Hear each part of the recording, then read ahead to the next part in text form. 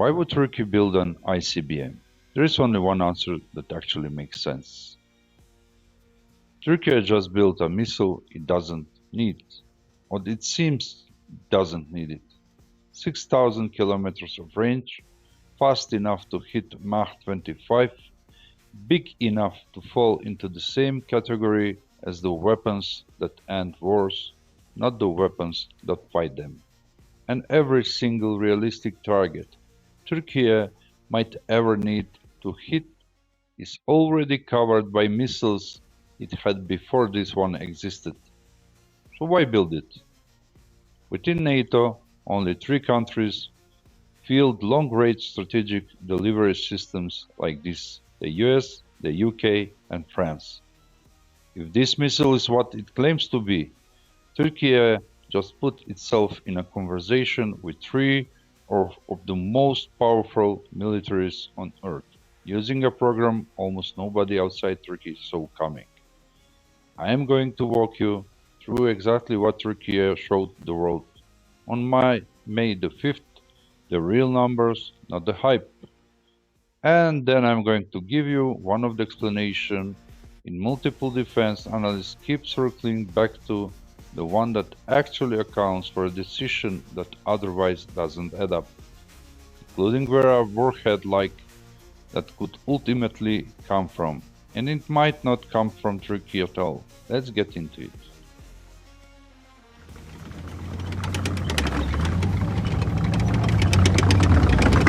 YILDIRIMHAN means Thunderbolt Khan. It was developed in near total secrecy, not by Roketsan, the company behind most Turkey other missiles, but the MSB-ARC, the Research and Development Center inside Turkey's own Ministry of National Defense. Work reportedly began around 2016, the same year Turkey survived an attempted coup, the moment that pushed Ankara toward what it now calls strategic autonomy. Here is what exhibition space panel showed. It showed that range is approximately 6,000 kilometers. It's enough launched from Turkish territory to reach most of Europe, North Africa, Middle East, Caucasus, and southern Russia. Its speed is between Mach 9 and Mach 25 in its terminal phase. The payload is roughly 3,000 kilograms, a genuinely massive warhead by conventional missile standards. Propulsion, and this detail is made by engineers to pay with very big attention. Unlike every previous Turkish missile, the Bora, the Typhoon, the presumed Cenk, which all use solid fuel, YILDIRIMHAN runs on liquid propellant, nitrogen tetroxide, as the oxidizer, likely paired with hydrazine-based fuel. 4 rocket engines cluster at the base, and the design is widely believed to be multi-stage, possibly 3 stages, needed to push an estimated 30-ton launch weight into trajectory that reaches intercontinental range. One more detail analysts flagged immediately: the shape of the nose cone. It's consistent with a design built to accommodate multiple independent warheads, what's called MIRV capability, or potentially hypersonic light vehicle.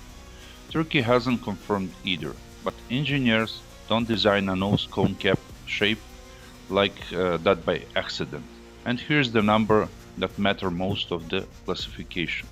The internationally recognized threshold for an intercontinental ballistic missile is 5,500 kilometers.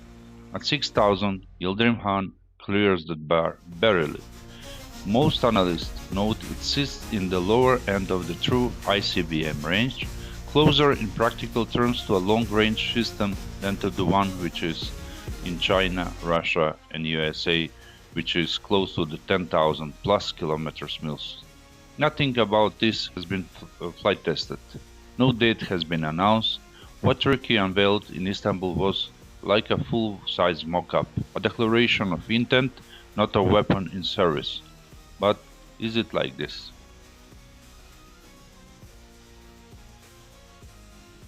With everything you just heard, What do you think Yildirimhan is actually for? Drop your theory in the comments right now, before I give you mine. I want to see how many of you land on the same answer the analyst did.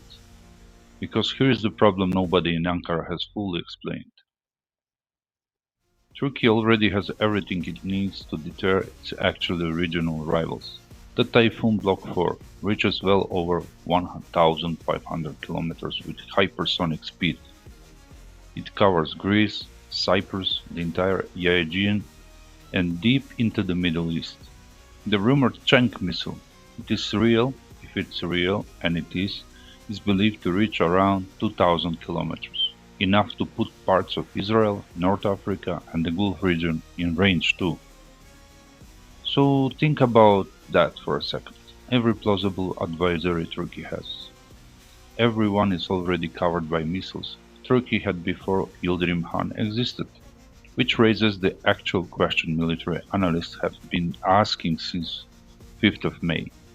Why does a country build a 6,000-kilometer intercontinental-class missile it doesn't strategically need? There's basically one honest answer. A conventional warhead doesn't need that range, that class of missile, or that level of engineering complexity to be effective. A smaller, cheaper, solid-fuel missile does the same, and even better. The kind of range and design Yildirimhan is showing off is the signature of a missile built for one specific job. Carrying something the world's most careful missile watchers immediately started asking about. Is it a nuclear warhead in question? Now officially Turkey says none of that applies here. Yildirimhan is described as conventionally armed. Turkey remains a signatory of the Nuclear Non-Proliferation Treaty. It has no declared military nuclear program. Ankara has relied on NATO, collective defense, and American nuclear umbrellas since the Cold War, and officially that hasn't changed. But here is the crack in the story, and it's not me speculating. It's Turkey's own foreign minister. Hakan Fidan said something in February this year.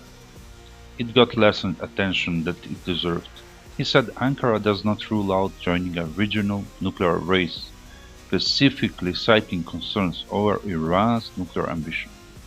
In the same breath, Turkish officials accused Israel of already possessing nuclear weapons, a position Israel notably has never confirmed or denied. Multiple defense analysts, from the war zone to the Global Security Review, have independently landed on the same conclusion.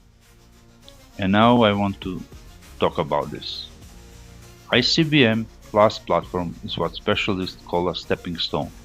You don't need one for a conventional deterrent.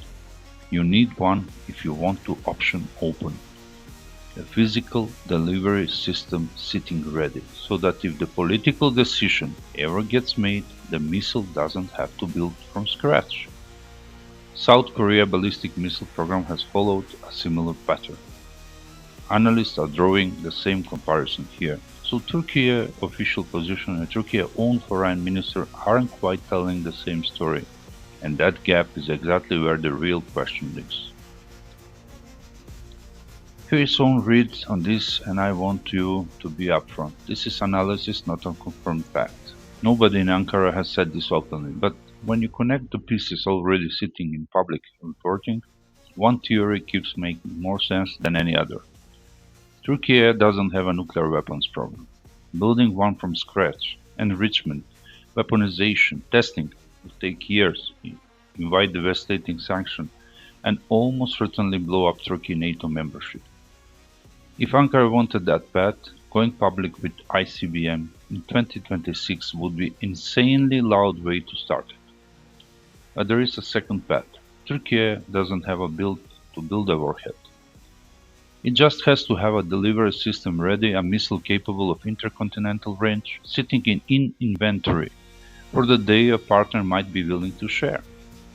And it's already that happening Since September 2025, Pakistan and Saudi Arabia had a formal strategic mutual defense agreement. Turkey has spent months negotiating to join that pact as full third partner. Saudi Arabia decided for now to keep the core agreement bilateral, but a detailed trilateral draft has existed for nearly a year, and by every account, the door was never actually closed. Here is why it matters. Pakistan is a nuclear power. It's the only Muslim-majority country that is, and there has been persistent, long-running speculation among non-proliferation experts for over a decade regarding Saudi Arabia specifically, that in real technology, in real issue, that it could be transferred or even warheads to a close strategic partner, in exchange for the financial and political backing Pakistan has received for years. That's a theory, and it hasn't been confirmed, but it's also never gone away, because the relationship that would make it possible has only gotten deeper. So we have a broad picture here: a NATO member negotiating to join Pakistan, Saudi Arabia, also mutual defense pact. A country which is also having some nuclear warheads, around 90 in its base, which is NATO base, American-led base. So when a country whose own foreign minister just said on the record that a regional nuclear race isn't off the table, and country that just unveiled with no clear conventional justification 6,000 kilometer